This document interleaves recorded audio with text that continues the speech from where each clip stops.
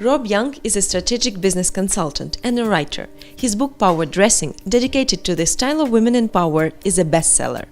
I've worked in distribution and I've also worked in the media side. So for me, it's more about nurturing these designers and helping them get through that critical point in their careers and in their brand development where they can go from being a niche brand to something a bit bigger and something that has a bit more impact. Robb contributes to the most influential media, from the Financial Times to Vogue UK. We catch up before Meadham Kirchoff show in London to discuss the rules of fashion writing, state of luxury nowadays, and the most interesting British designers. So it's time for you to step on, we jump on, now it's on. So it's time for you to step on, we jump on, now it's on. So it's time for you to step on, it's So where have we been now? Tell me about this designer. Nazir Masar. He's one of sort of the more provocative, young club kids going mainstream at London Fashion Week, but he still keeps his roots alive with having links with musicians, with underground club scene and that sort of thing. I mean, I do fashion writing, let's just call it that, and I've done editing in the past. I do strategic consultancy.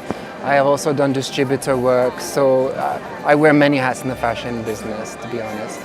I think what's interesting is, particularly in London, the last few years, we've seen designers like Amelia Wigstead and even Issa, London, on a more mainstream scale. They've come from a totally different place. They've not started by trying to break the rules or by being provocative or by doing something extravagant. They've started someplace quite sensible and reasonable and rational and maybe pure beauty, and then they've gone the opposite way. So they've tried to become a little bit more edgy to fit in with London's expectation. So style or fashion?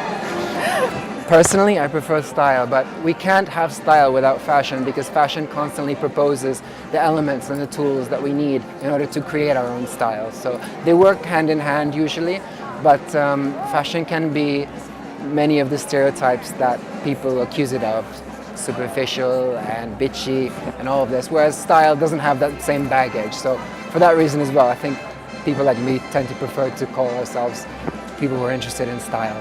Fashion people were a bit less obsessed with fashion and had a hobby, a knowledge of hobby, then they would be able to become better at what they do in fashion and bring more to the table as well, because I think that fashion is quite an insular world and it's a lot about self-prophecy and self-fulfillment, and we don't necessarily see outside enough. So what's going on in politics, culture, art is always combined with fashion somehow, but these things outside, sometimes if you take those different elements and bring it into fashion, it can really create something fascinating and interesting. And I think people that work in fashion need to have that balance as well, because we can be quite a closed society.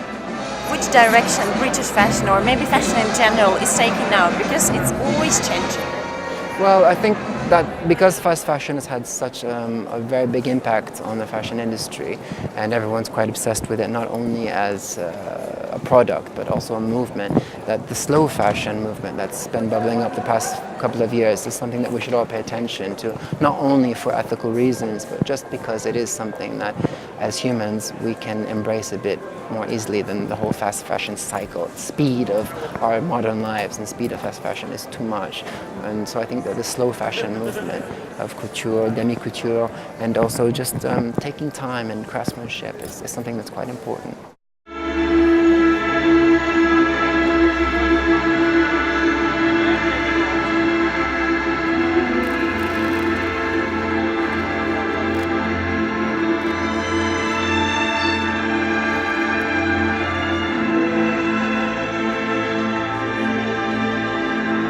Well, I think one limitation that fashion journalism has is that people tend to think that once you're in a fashion show, your entire parameters are there within the show itself. So people focus, of course, on the outfits, how they relate to the music, the mood, and all the other elements that are present during that fashion show moment.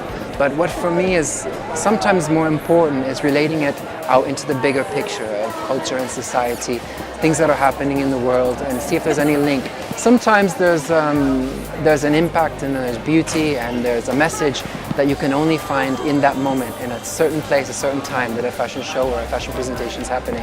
And that's a pure message. That's something that you can relate to just by being there. But other times the fashion show has, or the collection has some relevance to something much broader, much bigger, that's happening in the world, in the news, in culture, and society. And I think it's important to step back from that place and time that the fashion presentation is happening and to try to find a wider context whenever that's possible. And how the concept of fashion writing has changed in recent years. People's attention span's much shorter than it used to be, and that's happened quite quickly, which is useful and interesting in its own way, because you need to present ideas in a collection within a few words and get an immediate feedback and have some interactivity. But I think that we'll see soon a reaction to that and some kind of going back to the older style of having a little bit longer features and a bit more thought-provoking pieces. You also wrote a book, and it is more than just an article. I think what's important is that you have a very, very lean idea, something that's very specific that you want to begin with. And from there you can elaborate endlessly if you want to, and knowing when to stop, and editing and making sure that things have been trimmed at the right places. Whether it's an article, whether it's a book, it's the same. It's about knowing when to stop as well as when to start and where to start. Thank you so much for this interview.